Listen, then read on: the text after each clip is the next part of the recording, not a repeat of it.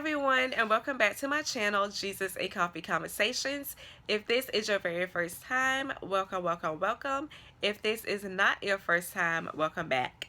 I hope that you all have had a great week and you are enjoying your weekend. If you don't have your coffee, press the pause button, go make you some, and come on back. Today, I'm actually taking a break from coffee. I have some chamomile and lavender tea here because I'm a little under the weather, and I'm hoping that it will pass so that I can get back to drinking my coffee and feeling like myself. So today I'm doing things a little bit differently. Oh, I forgot to mention, get your Bibles, your pens, and your journals. And let's do this. All right, so today I decided to combine two fruits of the Spirit, gentleness and kindness. And I decided to do that because the two of them kind of go hand in hand with each other. And I figured the easiest thing to do would be to put both of them in one video. So I'm going to start by giving you the definitions first, as always. And they are from the dictionary. And kindness is defined as the quality of being friendly, generous, and considerate. And some synonyms for kindness are affection, warmth, and care. And then gentleness is defined as the quality of being tender, kind, or mild-mannered. And some synonyms are tenderness, compassion, and sympathy. And I jotted down a couple of scriptures. I'm not going to read them, but in your own time with God, you can read them, and then you can also read some scriptures that I don't mention. So some scriptures on kindness that I found are Proverbs chapter 11, verses 16 through 17, Ephesians chapter 4, verse 32, and Matthew chapter 7, verse 12.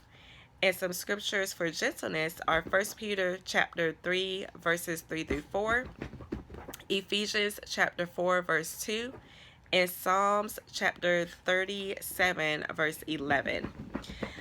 All right, so I'm going to tell you the differences, between kindness, being nice, and gentleness, because a lot of people think that the three are the same thing, and in some ways they kind of are, but not really. So being kind means that you speak the truth in love, and you are not afraid to say no, and you set healthy boundaries. Being nice means that you are a people pleaser. You you let people walk all over you, and you avoid conflict. Sorry guys, I'm a little out of it today. And then gentleness means, or being gentle, is when you don't respond in anger. You don't hurt others even when you have the power to do so. So I'm going to focus on kindness for a little bit. So what does being kind really look like? So I have an example of being kind. And again, I said that it's when you speak the truth in love. So say, for instance, you are hanging out with your best friend and you're about to go to dinner. And she has on an outfit that is not that flattering on her. And this is before you leave the house. So she might ask you, okay, how do I look? You want to tell her the truth, but you don't want to hurt her feelings. But being kind means that you tell the truth in love. So you can start off by giving her a compliment and saying, you know what, Kim, that outfit, you have a really nice figure. Everything, just about everything you wear looks great on you. But this outfit is not the best on you. You probably want to change. And she might get upset, but that's what being kind is, especially if it's your best friend. Like, if you can't tell your best friend the truth, then that means you really can't tell anybody the truth. But she might get upset, like I said, but she'll thank you for being honest with her. So that's what kindness is. You speak the truth in love.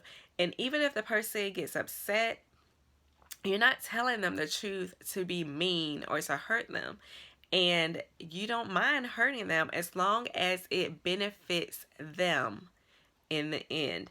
So you telling your friend the truth that that outfit doesn't look that great on her, it might hurt her feelings a little bit then, but she'll appreciate your honesty. And then a second example I have of being kind is you know when to say no. So, for instance, if you have, I don't know, a family member or a friend that constantly wants to borrow money from you to pay their bills. So, it could be like a phone bill, a water bill, whatever kind of bill it is that they always come to you that ask for money to pay.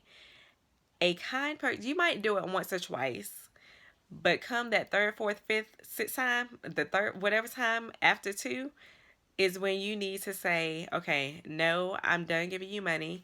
I understand, that you might be struggling a little bit, but it's the same thing every single month. So you would have to say no. If they have money to buy cigarettes, liquor, lottery tickets, then they could take that money and put it towards whatever bill that they keep asking you to pay for them. And, just tell them in love, like, I love you, but I have to draw the line with this. I don't mind helping you set up a budget because I got bills and things on my own that I have to pay. And you know who really helped me? Dave Ramsey. I'm going to sit down with you and I'm going to tell you I think it's like the 9 baby steps that Dave Ramsey used, and it helped me pay my bills off and budget my money. I'm going to help you do that. And yeah, they'll probably get mad. And if they get mad, oh well. I mean, because you're not an ATM. And I know their family, that might be close friends, but you're not an ATM. Don't let people keep coming to you and I'm not saying don't help them. Like I said, help them once or twice. But after that second time, they keep coming back. That's when you need to say, no, I love you, but I'm not doing this anymore. And then think about Jesus. Jesus was kind, but Jesus also knew when and how to put people in their place. And I like how so many people come, to the Christians and they're so quick to be like, well, what would Jesus do? Because you're telling them no about something. And you could say, you know what? Jesus will tell you no, like I'm telling you no. And then he'll probably tell you how to set yourself on a budget so that you don't have to keep asking for this money. That's what Jesus would do. So, and if they don't believe you, take them to the New Testament where Jesus had to put the Sadducees, Pharisees, and his disciples in check. He did it in a nice way, but he put them in check when they needed to be checked. All right, moving on to gentleness. So, gentleness is, I think I said, is when you speak in love. So, if somebody is lashing out at you, you don't respond by lashing back out at them. Even though that's our natural reaction, the first thing we want to do when somebody's getting loud with us is we want to clap back at them and let them know we're not having it. But being gentle means that you respond in a loving way, because as it says in Proverbs 15 verse 1, a soft answer turns away wrath. So that means if the person is getting loud with you, well, I don't know why you always have to do this, or you always doing this, you always doing that, and they're loud, don't get loud back. Just respond in a calm, even though it's hard. I've been there, it's hard. But that's what being gentle is. You keep your composure and you respond in a calm manner. And then when you're responding in a calm manner, that will help the other person calm down a little bit, because if you clap back at them, it's just going to escalate the situation way more than it needs to be escalated. So just try to respond in a calm manner. And it might even have to be that you tell the person, you know what, let's not talk about this right now. Let's, take a break so that we both can breathe, and then we'll come back and discuss it. So being kind is being soft-spoken. You are humble. You're not arrogant and conceited and think it's all about you. So those are all the things that I have about kindness and gentleness. Of course, as always, if you want me to go into further detail, just leave me a comment. I'll make sure to respond. And even if you don't want me to go into further detail, leave a comment anyway. I love to read them and I will respond. Make sure you give me a thumbs up and continue telling other people about my channel. If you are not subscribed, please do so. Press that red button and join me next week as I talk to you about self-control.